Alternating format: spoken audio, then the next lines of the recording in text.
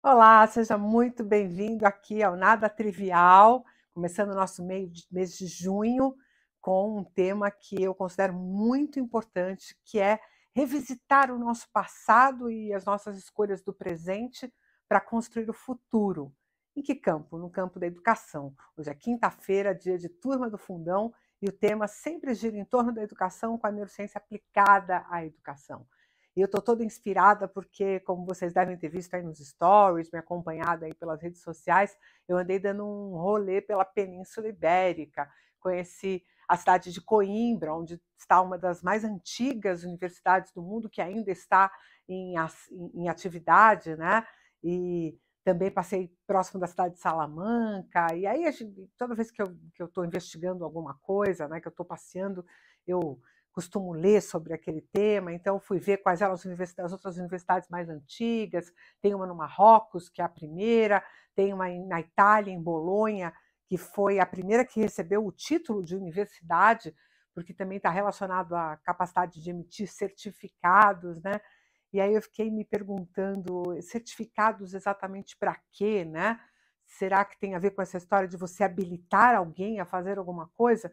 Me lembrei da minha faculdade. Eu sou veterinária, muitos que me acompanham sabem disso. Minha primeira formação foi como veterinária, mas eu não consigo atender nem os meus próprios cachorros. E tenho lá um título, né? Sou médica veterinária formada, a universidade me passou título e tudo mais. Tenho o registro no conselho, mas não tenho a coragem, né, de fazer um diagnóstico, de fazer uma prescrição, nem para os meus próprios cachorros.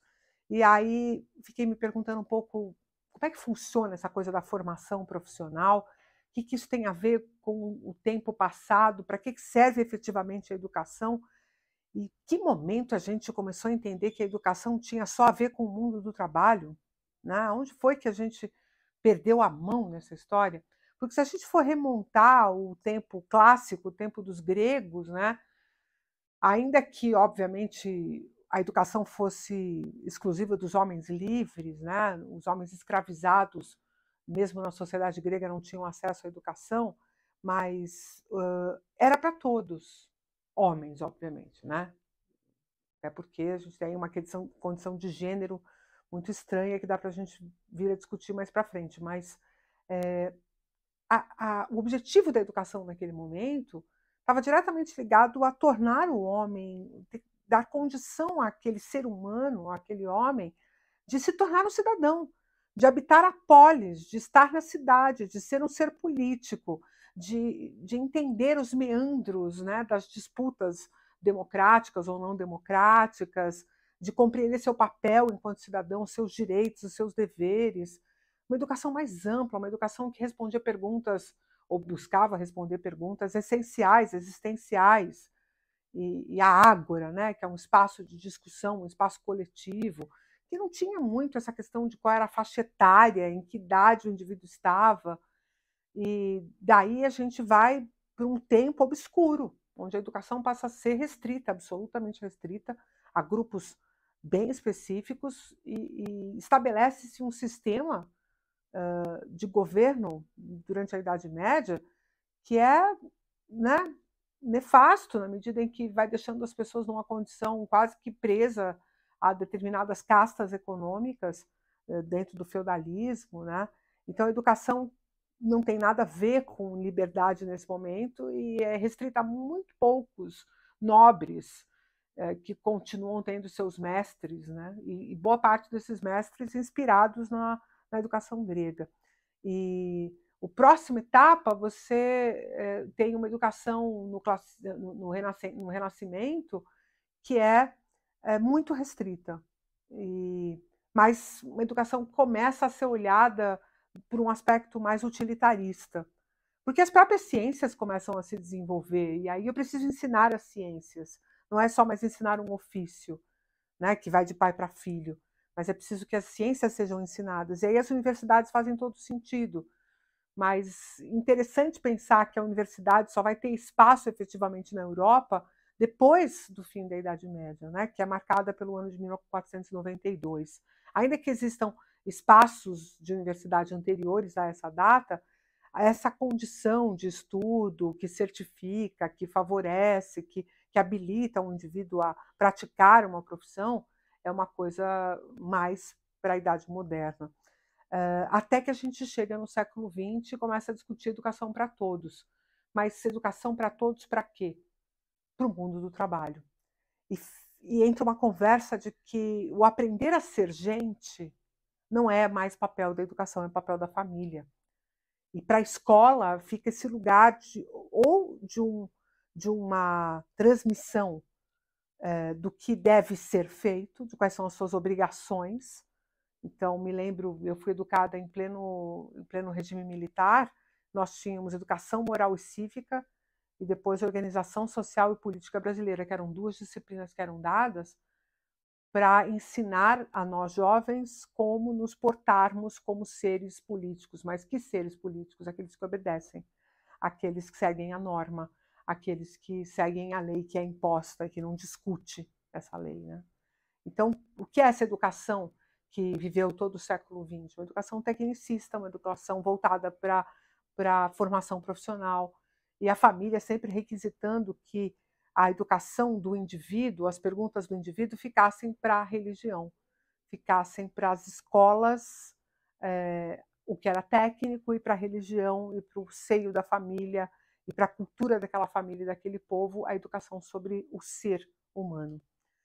E que dilema que a gente está posto agora, o que a neurociência tem a ver com isso, né? Porque à medida que a gente vai estudando neurociência, a gente vai se dando conta de que é necessário que determinados estímulos ocorram na vida de um indivíduo para que ele se desenvolva. E que, à medida que a sociedade vai ficando cada vez mais tecnológica, cada um de nós vai tendo menos desafios. Então, uma das coisas que a gente está vendo hoje acontecer é que uma criança nasce e pode ser que ela passe toda a sua infância sem nunca pôr um botão, ou subir um zíper, ou arrumar uma cama, ou fazer coisas que são coisas da existência humana, do existir como pessoa. Ah, mas é a escola que vai ensinar isso? A família não está ensinando, a família não está expondo. E a sociedade, através de algum mecanismo, precisa manter o desenvolvimento dos seus cidadãos. Então, voltamos à Grécia, né? Onde os homens, e agora, quem sabe, as mulheres possam estar sendo consideradas também, né? E como não temos mais ninguém escravizado, né? Ou não deveríamos mais ter, em hipótese alguma, alguém escravizado no nosso tempo, uma educação para todos, mas uma educação que pense nessa perspectiva do que deve ser desenvolvido, o que precisa ser cuidado para ser desenvolvido. Porque se a gente não tiver a visão de que apenas o conhecimento profissional é aquilo que é desejado a partir de uma educação, que nós precisamos de mais, que nós precisamos efetivamente abrir a visão das pessoas, porque é mais amplo em relação às necessidades do ser humano. Em que momento da escola nós vamos ensinar aos indivíduos a cuidarem da sua saúde, saúde física, saúde mental? Tem lá uma aula de escova-dente, né? Está na BNCC que isso deve ser feito, mas o quanto que isso é pensado e percebido pela escola como alguma coisa importante? Mas, cara, o que neurociência tem a ver com isso? Hábitos. Quanto antes você os estabelece, menos esse indivíduo sofre, para depois mantê-los. Mais entronizado no cotidiano desse indivíduo está aquele hábito. E se não for uma coisa do tipo, você tem que fazer porque eu estou mandando, mas se for uma coisa, olha só, por que fazemos desse jeito? Por que todos nós fazemos assim? Porque nós, como sociedade, fazemos as coisas como fazemos? O indivíduo não vai absorver, ele não vai compreender a importância daquilo. Então, a educação ela precisa transcender. E o que a neurociência está trazendo é o desenvolvimento humano, a construção dos seus hábitos, a construção de bases funcionais cerebrais a níveis muito primordiais do indivíduo, precisam ser feitos com um cuidado que a sociedade não está tomando. E aí chega na escola, fica aquela conversa estéril, técnica, onde tem conteúdos que serão depois avaliados para que eu possa qualificar esse indivíduo numa régua, se ele é melhor ou se ele é pior. E em que momento a gente vai discutir se aqueles aprendizados são bons para que ele viva a vida, né? Por que não repensar por que os gregos faziam como faziam?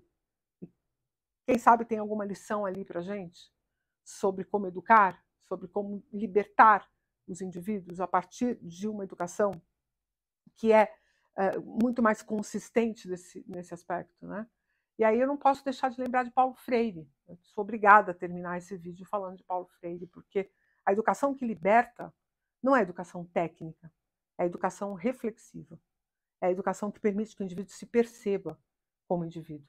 E a neurociência tem tudo para auxiliar nisso, porque a gente consegue identificar quais são as etapas de desenvolvimento do cérebro, quais são as camadas de desenvolvimento que vão sendo trabalhadas e de que forma essas camadas devem ou podem ser desenvolvidas ou trabalhadas para que o indivíduo tenha percepção de si, percepção de suas necessidades e venha com mais estofo, com mais estrutura para enfrentar a vida do século XXI, que não é bolinho. Se lá atrás a gente já precisava de recurso, imagina hoje, em que a gente simplesmente não tem um modo de vida único, estamos globalizados, estamos sendo o tempo inteiro perturbados por coisas que não são facilmente compreendidas pela maior parte da população e que vão, obviamente, flagelar mais ainda aqueles que não têm um desenvolvimento adequado da sua capacidade de percepção de si mesmo, percepção do outro, percepção do entorno em que está. Então, a educação que liberta, a educação que emancipa, a educação que tira o indivíduo da corrida dos ratos, não é aquela que ensina a álgebra até o último, mas é aquela que ensina por que a álgebra liberta. Porque a álgebra tem a ver com um raciocínio mais elaborado, e esse raciocínio mais elaborado pode ser empregado em outras frentes da vida humana. E é por isso que a educação liberta. Não é para passar no vestibular. Espero que a gente entenda que educação para todos é mais do que simplesmente universidade acessível, porque o conhecimento técnico, já vocês viram, não me fez uma veterinária, me fez uma neurocientista. Então, o caminho, quem deve fazer é o próprio indivíduo.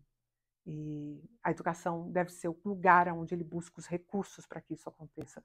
Você que trabalha em educação, você que é pai, você que é mãe, pense se você está oferecendo ao seu filho, oferecendo aos seus alunos os recursos que eles precisam para o século XXI mesmo.